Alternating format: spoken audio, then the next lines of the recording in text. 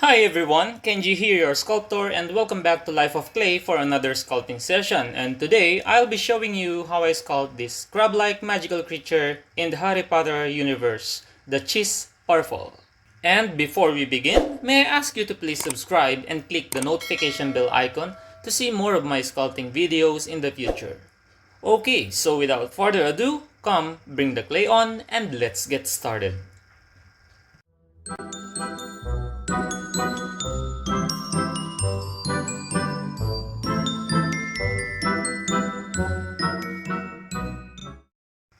First, I prepare its armature by forming tinfoil into a flat ball shape. Compact it using wood and secure it with aluminum tape. And I begin sculpting its ventral, covering it with a thin sheet of Cosclay extra firm and smoothing it out. Adding details on it, including stir guides or the ventral plates with pointy corners, and other details such as mouth parts, abdomen, and legs trochanters.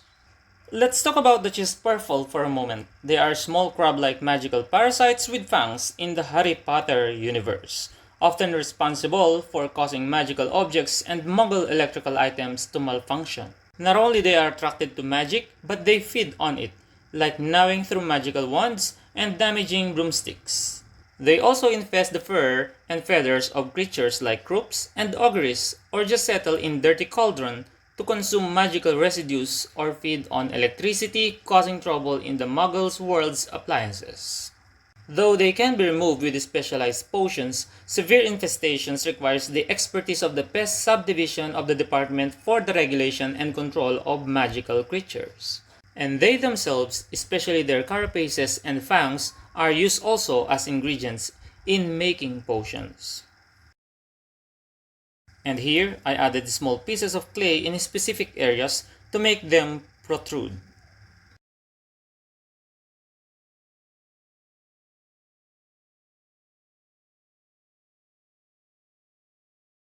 And I just add poke holes in some areas for drilling and texturize its sides. And to oven it goes at 135 degrees Celsius for about 30 minutes. And let us now sculpt its carapace, covering the top side with a thin sheet of clay and applying liquid polymer clay on the connection to ensure strong bonding. Then, I just start blending it in and add details including ridge lines, small pointy bumps, and smiley-shaped groove on the center.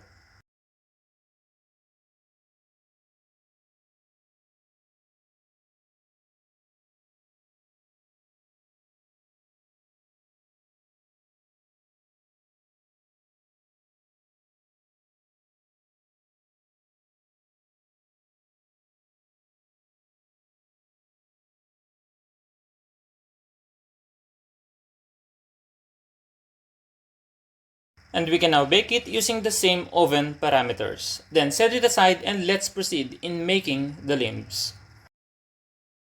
1mm stainless steel wire is the size I use in making its limbs. Bending them accordingly and then attaching a much smaller gauge of wires using yarn and glue, and these are for its pincers and tarsus. Then I wrap cotton twine and yarn around each wire, fixing both ends with glue. And then I grind down their tips into pointy using a grinding stone. And I saturate the twine and yarn with resin and set them aside to cure.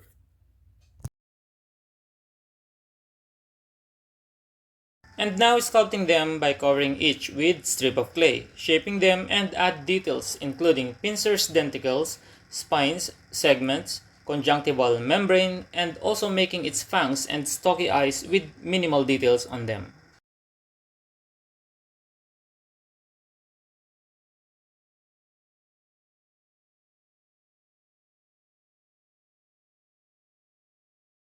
And using heat gun, I cure the pincers first to avoid damaging them while working on the lower part of the claws.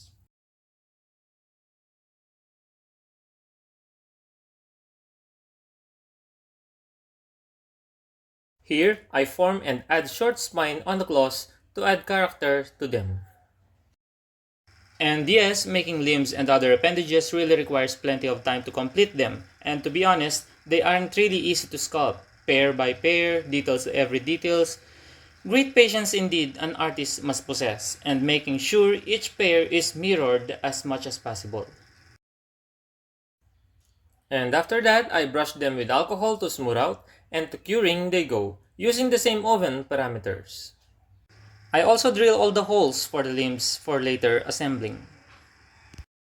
And to painting we proceed. First, I prime it using diluted gray gesso. And for the base color, I use burnt sienna and titanium white mix.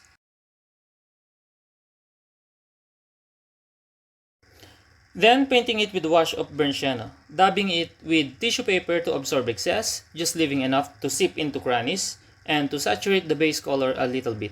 Applying the same to the limbs as well.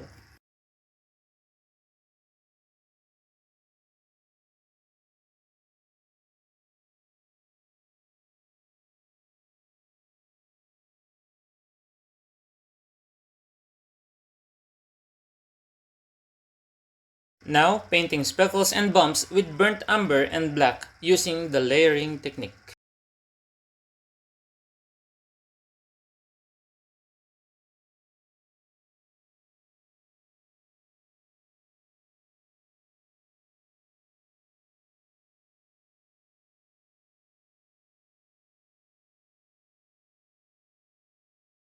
I decided to apply more burnt sienna wash on it, and this time I added brilliant red into the mix.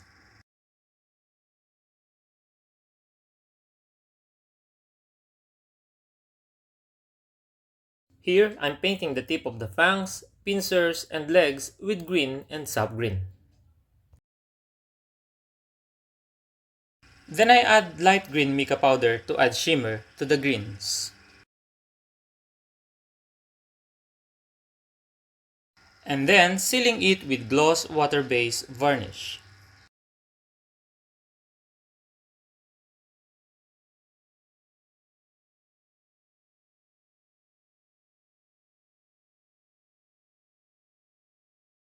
And in assembling it, I use clear resin to glue each limbs into the body and also to add shine on its eyes.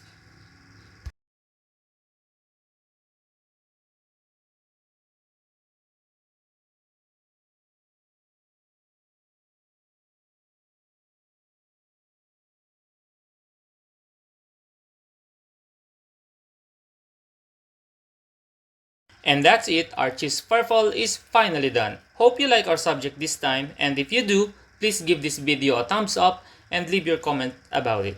I also appreciate if you share it with your friends. We will be having more interesting sculptures in the future, so please join me by subscribing to my channel and clicking on the notification bell icon so you could get new updates. You can also follow me on other social media platforms, and the links are in the description box down below. Thank you so much for your support, and I really appreciate it. See you again next time. Have a magical day, everyone.